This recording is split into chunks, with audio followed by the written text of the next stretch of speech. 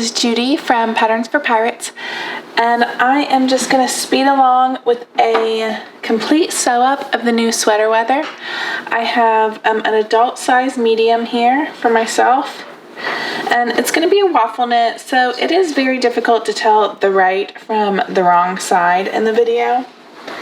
But it's a really simple, quick sew, so hopefully it is still fun to watch me sew along. I have a cropped turtleneck with the loose belled rolled up sleeves. So I'm going to start with my two bodice pieces, right sides together, sewing the shoulder seams.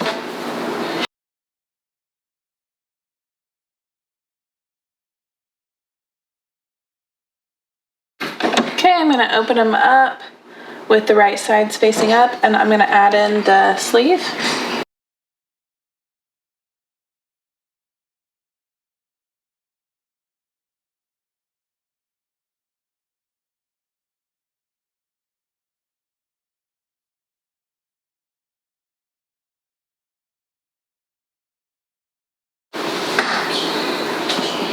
Okay, I'm going to go ahead and do the bottom bands now. I'm not sure if I'm doing this in the same order as the tutorial, if I'm honest. I don't have it opened. A lot of times you can do things in different orders and it doesn't really matter.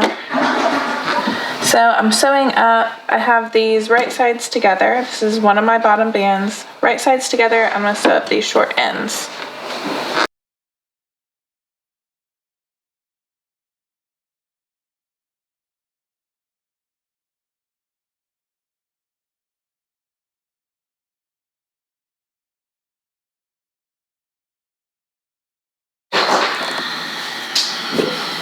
Alright, now I'm just flipping them inside or right sides out.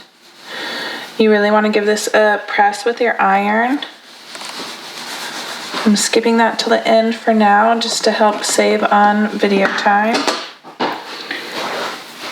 Here is my front or back bodice. It does not matter which one. The bottom bands are the same. It's a equal distance, equal widths. I marked the center on both of mine.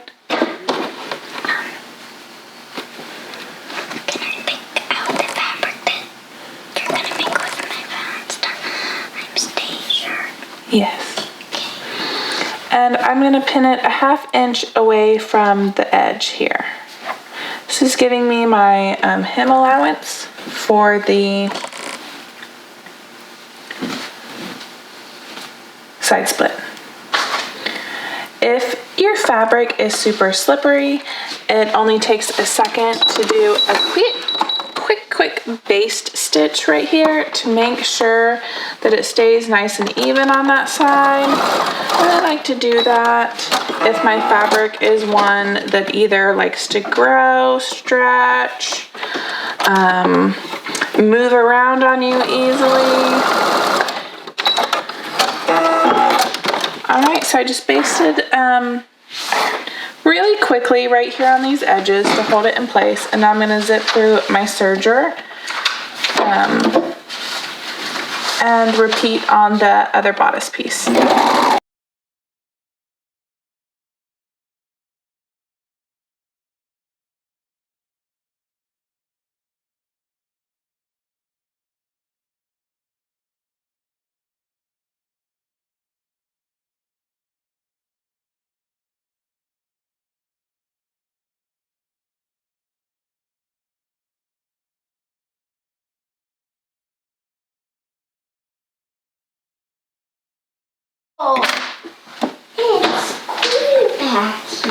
Alright, now we're going to do the side seams. So what we're going to do is put the bodice right sides together, grab a few clips or pins, pin at the underarm,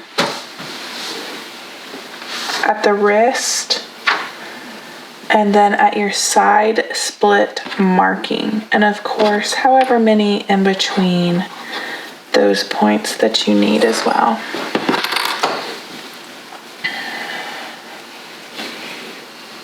I'm sewing up the crop version, so it's pretty short from armpit to side seam notch. I don't see any hearts. I don't see any hearts. Oh, yeah, now I do. Alright, so now what we're going to do is this notch, this marking for the side split, what we're going to do is we're going to sew 1 inch to 2 inches above it and stopping at the mark. I like to use a lightning stitch here.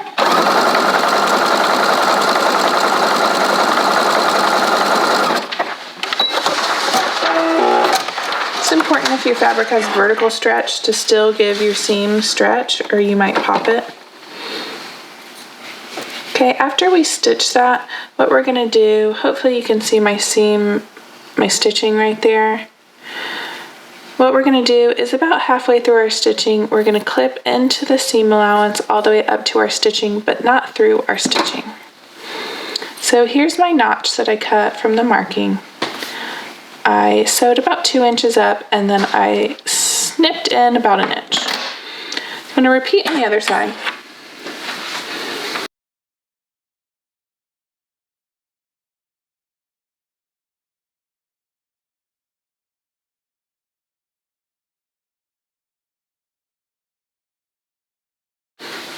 Yeah, that's cool. Alright, now that I have it pinned up and stitched right at my side split marking, what I'm going to do is I'm going to take a serger the rest of the way down. If you're sewing with your sewing machine, you can actually just take this all the way down and skip the step I just did. That's if you want to use a serger for the rest of your seaming.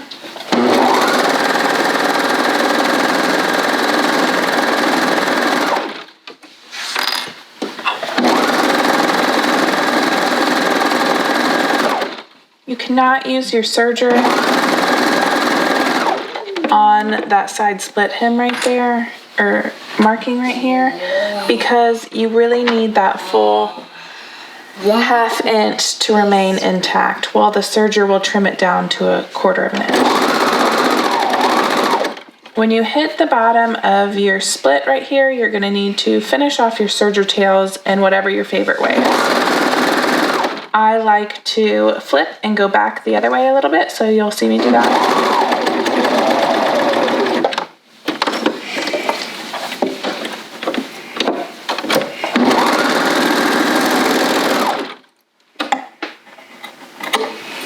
Okay, so we're sewn up. My serging meets that stitch line right there, and then I turn back around just to finish my stitch off. So that side split is finished. And I'm just going to repeat on the other side.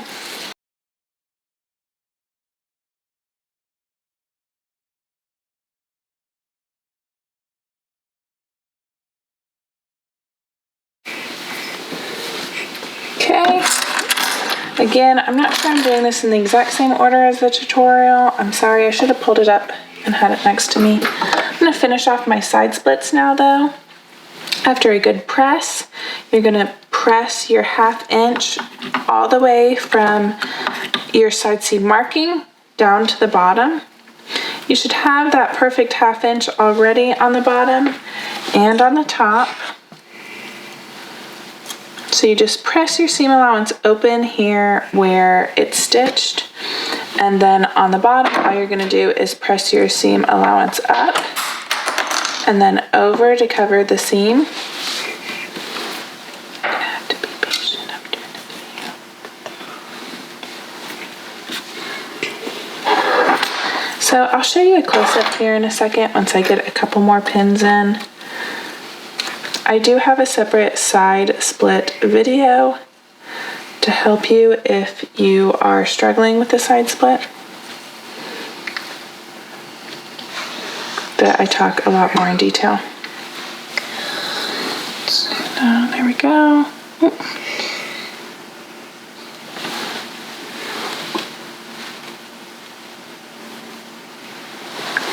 I'm just going to hem it up and then repeat on the other side. You can use your favorite stretch stitch here. Usually just use a plain old zigzag.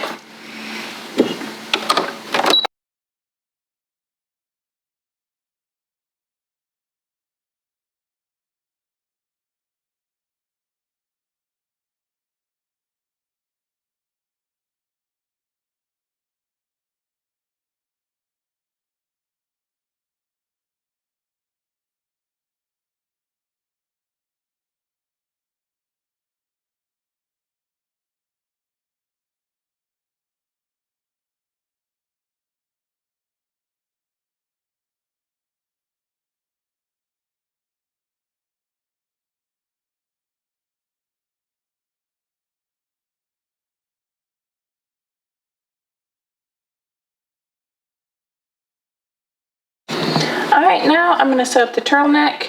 If you're doing off the shoulder or crew neck, you would do this almost exactly the same. Your band is just going to be much, much, much less tall. Okay, so here is my turtleneck. I'm going to sew it right sides together, fold it in half wrong sides together, and then attach it to the neckline.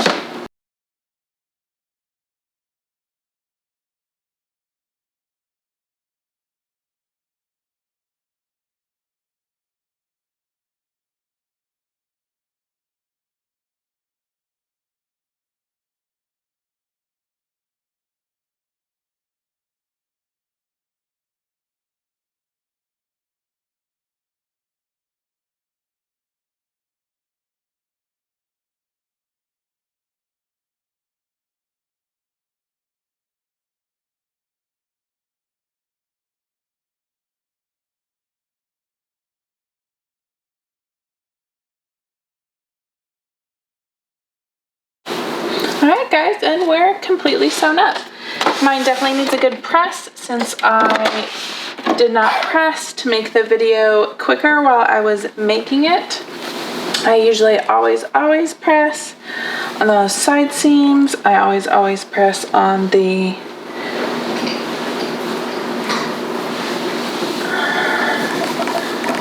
bottom bands. Oh, you know what? We're not completely finished. I forgot we need to finish off the bottom edges of our sleeves. So just kidding.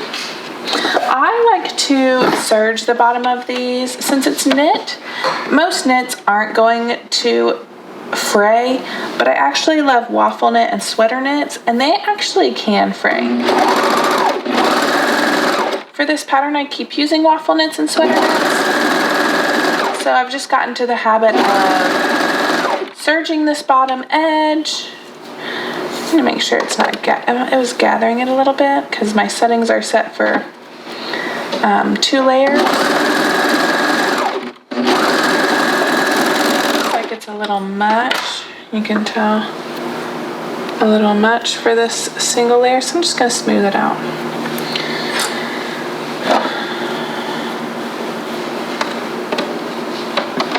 You can skip this if your knit will not fray.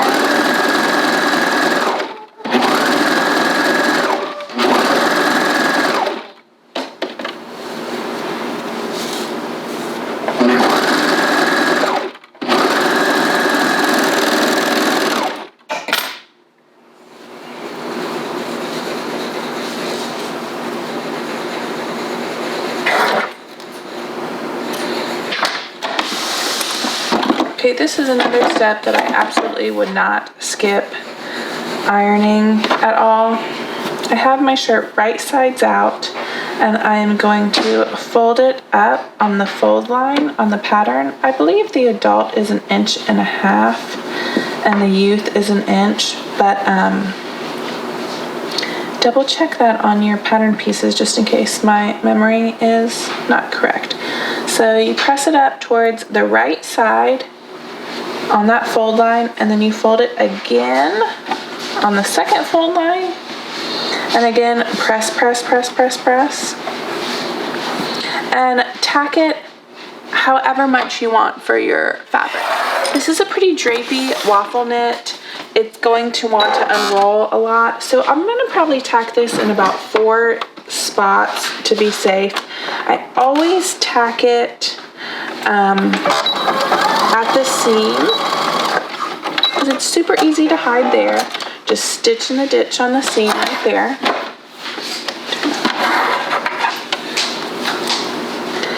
And then I usually just mark it in quarters. So I'll mark it in the half. And how I like to tack on mine is I have it folded and I just do a straight stitch, just a little bit, not even a full inch, just on the edge.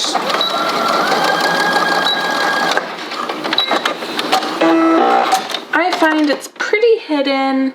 My thread doesn't even match very well. I didn't have like this sagey, seafoamy green, and so I just have gray. It doesn't even match that well, and you still are not going to really be able to see it. So here's my seam and my half, and then I'm just going to eyeball about 1/4. and tack those again. When I do a U for my daughter, I don't tack it as much usually because her sleeve is a lot smaller than mine, so maybe only 2 or 3 depending on the fabric. The more drapey and kind of slippery it is, I tack it more. And if it's a more stable knit that is probably going to stay put, I tack it less. We're all finished with our top. I tacked the other sleeve around the 4 quarter markings. Just folded my turtleneck in half. And all she needs is a really good press now. Since I skipped a bunch of pressing to make the video a little bit faster and smoother, I'll go back and press these rolled hems really well, go back and press these bottom bands, these side splits. Every seam needs a quick little press, and then I'll be ready to rock this. I can't wait to see your sweater weather. I hope you love all the options that we jam-packed this pattern with. And don't forget to share with us so we can see your beautiful make.